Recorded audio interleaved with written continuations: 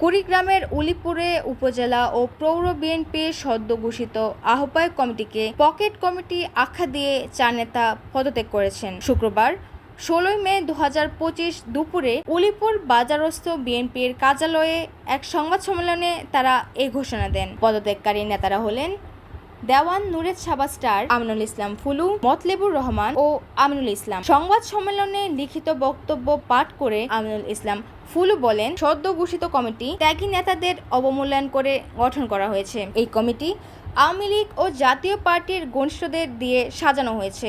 আন্দোলন সংগ্রামে যারা সক্রিয় ছিলেন তাদের বাদ দেওয়া হয়েছে। ফুলু অভিযোগ করেন, কমিটির আহ্বায়ক তারিক আবু আল্লাহ চৌধুরী আগে আওয়ামী লীগের রাজনীতির সঙ্গে জড়িত ছিলেন। মেয়র থাকাকালে তিনি আওয়ামী লীগপন্থী কাউন্সিলরকে প্যানেল মেয়র করেন, যা বিএনপির আদর্শের সঙ্গে সাংঘর্ষিক। তারা দ্রুত সময়ের মধ্যে ঘোষিত কমিটি বাতিল করে ত্যাগী নেতাদের নিয়ে পুনর্গঠনের দাবি জানান।